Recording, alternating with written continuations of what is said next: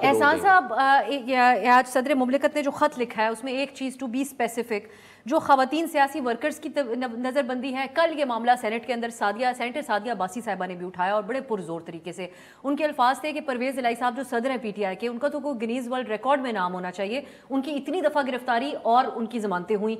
सो ये आप समझते हैं कि जब इलेक्शन की आमद है ये चीज़ सपोर्ट कर रही है PTI के मौक़िफ़ को कि हमें मौका भरपूर नहीं दिया जा रहा, जिसके लिए ख़त आज प्रेसिडेंट साहब लिख रहे हैं? नहीं, देखें, ये है कि इस सारे अब जो प्रोसेस है इसको चलाना है इलेक्शन कमीशन ऑफ पाकिस्तान ने, और इलेक्शन कमीशन ऑफ पाकिस्तान ही सारे प्रोसेस के अंदर जो है फ्री फेयर और ट्रांसपेरेंट इलेक्शन के अंदर जाना चाहिए। नहीं, मैं उसके अंदर ज़मानत गिरफ्तारी अब नहीं, दो इसके हैं। एक है जो जुडिशल साइड है, वो तो एक प्रोसेस चलता रहेगा ना जी। अगर किसी को अरेस्ट किया है उसके पास राइट है कि वो बेल के लिए जाए या उसको आगे हाई कोर्ट चैलेंज करे या सुप्रीम कोर्ट के अंदर चैलेंज करे।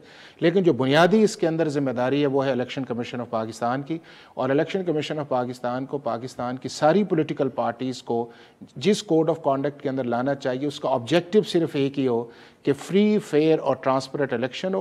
पाकिस्तान की हर पॉलिटिकल पार्टी को इस प्रोसेस के अंदर हिस्सा लेने की इजाज़त होनी चाहिए, उन्हें हिस्सा लेना चाहिए और आवाम को फैसला करना चाहिए कि पाकिस्तान की आवाम फैसला क्या करती है।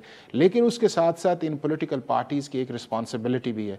वो रिस्पॉन्सिबिलिटी है कि पाकिस्तान के आम आदमी जो पाकिस्तान के मुतल्लिक ये कहता है कि मुझे पाकिस्तान ने दिया क्या है, उसके लिए जस्टिस निज़ाम, गवर्नेंस निज़ाम, उसके बाद आपका रूल ऑफ लॉ, उसके बाद ट्रांसपेरेंसी, अकाउंटेबिलिटी, उस मैनिफेस्टो के साथ भी आना चाहिए। सिर्फ डिबेट यही नहीं करनी चाहिए कि जी लेवल प्लेइंग ग्राउंड नहीं है। आप अच्छा मंशूर लेके आए। पाकिस्तान के अंदर इस वक्त आपका जो ऐसा तबका है जो शऊर ये रखता है कि जिसको पता है कि मैंने वोट किसे देना है, लेकिन उन प्रॉब्लम्स को भी आइडेंटिफाई करें, उनको एतबार से है। लेकिन आपके ख्याल में कानूनी शख्सियत और कानून को समझने वाली शख्सियत के तौर में निज़ाम इंसाफ के ऊपर बहुत बड़ा सवाल नहीं उठता कि जब सेनेट में खड़े होकर खातून कहती हैं कि रिकॉर्ड बन गया उसका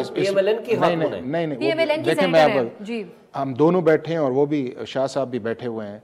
इसमें तो कोई दो राय ही नहीं ना कि पाकिस्तान का जस्टिस सिस्टम के अंदर प्रोसिक्यूशन, पुलिस जो है वो मैनिपुलेट होती है और हर दौर के नहीं, वो हर दौर के हर दौर के अंदर होता रहा है। वो PTI में ना अदालत ने वो हर दौर के अंदर उसका नहीं, मैं ये कभी नहीं हुआ कि जजेस आकर ये कहें कि आपको असल रिहाई तब मिलेगी जब जाओ प्रेस मुकम्मल हो जाए। इसको ऐड कर लें जो शोएब साहब कह रहे हैं। उसके लिए इंपॉर्टेंट ये है कि हमें इस मुल्क के अंदर एक इंडिपेंडेंट जस्टिस सिस्टम हो, आउटडेटेड जस्टिस से जान छुड़ाएं और इन इदारों के अंदर ऐसे अशखास को लेके आए कि गवर्नमेंट जो भी आए, जिस तरह की सिचुएशन भी आए, उसके अंदर वो है वो रूल ऑफ लॉ के साथ। मैं इससे एग्री करता हूं, लेकिन उसका ये मतलब नहीं है कि आप फौजियों को बुला के उनकी अदालतें बना के बिठा दें और उनके हवाले कर दें कि आए जी सारे सिविलियंस का ट्रायल करें। इसमें फर्क है। आई थिंक ये दो चीजें मिक्स अप हो गई आखिर में, लेकिन आप उसको बड़ा ना करें। उसके अंदर ये है वो ये है कि जिस शख्स ने कत्ल किया है उसको कत्ल की सजा होनी चाहिए,